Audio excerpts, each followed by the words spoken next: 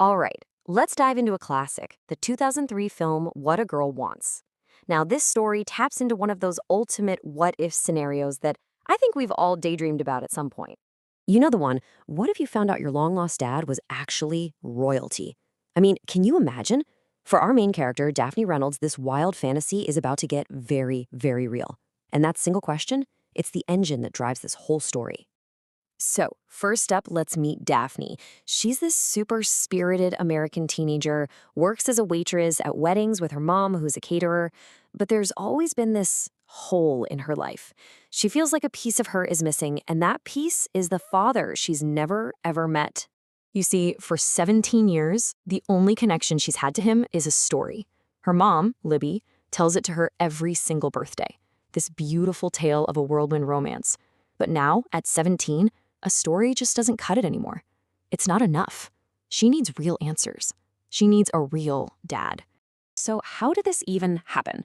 Well, it all started like a fairy tale, right? A free-spirited American singer and this charming British guy fall head over heels in Morocco. They even have a secret marriage, according to local tradition. But then reality hits. His super aristocratic family back in England, yeah, they do not approve of Libby. And this is where it gets messy. A jealous royal advisor, a guy named Alistair, decides to interfere. He forges a letter, a total lie, to split them up. And it works. They both believe the other one abandoned them. The result? 17 years apart, and Henry has absolutely no idea he even has his daughter. So what does Daphne do? What any of us would probably do. She gets online. And boom, there he is. Her dad is Lord Henry Dashwood, a pretty big deal British politician. So that's it. She decides to take matters into her own hands, books a one-way ticket to London, and just leaves an audio tape for her mom. It's time to stop just hearing the story and start living it. All right, so Daphne lands in London, and let's just say she's about to be a human-sized wrench thrown into the very, very well-oiled machine of the British upper class. And the first meeting?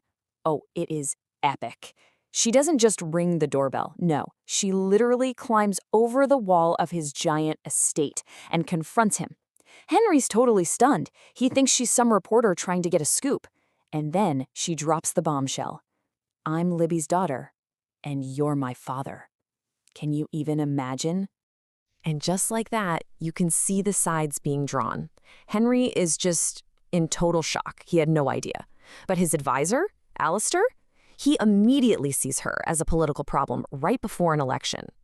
Then there's the new fiancée, Glynis, and her daughter, Clarissa. They look at Daphne and see one thing, a threat, a rival. The only person who's actually happy to see her is Henry's mom, Jocelyn, the grandmother.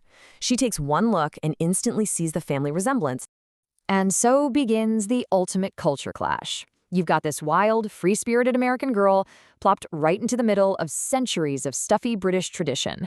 It's a lot. I mean, think about it. Daphne's world is all about freedom, being yourself, jeans, rock music. Henry's world, it's all duty, tradition, fancy ball gowns, and slow, formal dances. It's oil and water, a perfect recipe for absolute chaos. Right away, the wannabe stepsister, Clarissa, starts trying to sabotage her. She gives Daphne some seriously bad fashion advice for a formal event. But Daphne, being Daphne, totally owns it and accidentally turns the whole thing into a runway moment, charming everyone. But her attempts to be herself just keep causing mayhem. Like, at one super stuffy party, she gets the band to play some rock music, and the vibrations literally bring a priceless chandelier crashing down. Then, at a boat race, she ends up pushing Clarissa's arrogant date into the water. It's a huge media scandal. It seems like every time she's just being herself, it creates a huge problem for her dad's political career. But, through all this craziness, there is one person who gets her, like really gets her. His name's Ian. He's this super charming local musician, and he loves the real Daphne, the slightly chaotic, authentic one, not the perfect royal everyone else wants her to be. And what's so cool is that Daphne's energy starts to affect Henry, too. It's like she's waking up a part of him that's been dormant for years. He starts remembering the guy he was before all the duty and politics took over. He's riding motorcycles again, he's jamming out to rock music. He's actually starting to come alive again, and it's awesome to see. But this is where we hit the turning point, the crisis. The media scandals start to really threaten his campaign. And Henry does the one thing you hope he won't. He asks Daphne to change, to stop being herself. And just like that, she's faced with this impossible choice. So, remember the Daphne we first met? The vibrant, maybe a little messy, but 100% authentic girl? Well, to help her dad, she buries that girl. She completely transforms. She becomes this quiet, proper, perfect royal daughter. And she is absolutely miserable. She basically sacrifices her entire personality just to get his approval and help his career. And Ian sees it right away. He tells her, when you're the old Daphne again, give me a call. And that just says it all, doesn't it? In trying to be the perfect daughter for her dad, she loses the guy who liked her for exactly who she was. But even worse, she loses herself. Okay, so this brings us to the climax of the whole movie. That secret, that lie that's been buried for 17 years, it is about to come out in a big, big way. And Henry is going to have to make a final choice about what truly matters. So picture this. It's her big coming out ball, and Daphne overhears Alistair bragging about how he was the one who engineered her parents' breakup all those years ago. The whole truth comes tumbling out. But before she can tell Henry, the awful fiancé, Glynis literally locks her in a closet. So she's trapped, forced to listen from another room as her dad has the father-daughter dance with someone else. The one moment she has dreamed about her entire life, and she misses it. And that's it. That's her breaking point. She is absolutely heartbroken. Believing she's lost it all, she just gives up. She finds Clarissa, hands over the family tiara, tells her dad she hopes he'll be happy, and gets on a plane back to America, just completely defeated. But seeing what his daughter was willing to sacrifice for him, seeing her give up everything, it finally snaps Henry out of it. He makes a choice. He publicly withdraws from the election and confronts Alistair, and the whole ugly truth comes out.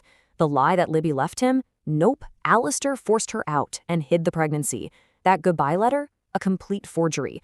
And the whole idea that his daughter is a political liability? He realizes that that's nonsense. His family is his real future. He finally knows everything. And the reward for making that choice? For picking family over ambition?